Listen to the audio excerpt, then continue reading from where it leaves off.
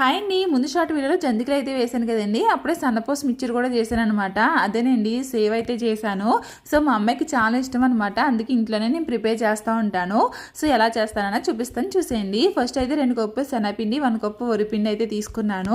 తగినంత సాల్ట్, ఇంకా కారం, పసుపు అయితే వేసుకుని ఒకసారి బాగా మిక్స్ చేసుకున్న తర్వాత ఇందులో వేడివేడి నూనె అయితే వేసుకున్నానండి. వేడివేడి నూనె వేసుకున్న తర్వాత ఒకసారి బాగా మిక్స్ చేసుకుని గోరువెచ్చని నీళ్ళు అయితే వేసుకుని ఈ విధంగా ముద్దలు అయితే మిక్స్ చేసుకున్నాను అనమాట. ఇది కొంచెం లూజ్గానే ఉండాలి.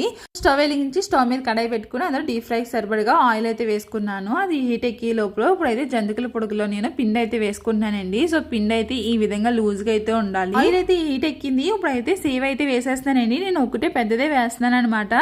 సో మీ ఇంట్లో పండగ పిండి వంటలు స్టార్ట్ చేశారు ఇంకా లేదన్నది కామెంట్ చేయండి. మనకి ఈ విధంగా సేవ్ వేసిన తర్వాత బబుల్స్ కింద అయితే వచ్చింది కదండి, అదంతా అనుకోపోతే మనకి సేవ్ అయితే ఫ్రై అయిపోయినట్టు అనమాట. సో సింపుల్ గా ఇంట్లోనే సన్నపూస అయితే రెడీ చేసుకున్నాం. మీకు నచ్చిందా? నచ్చిన లైక్ చేయండి.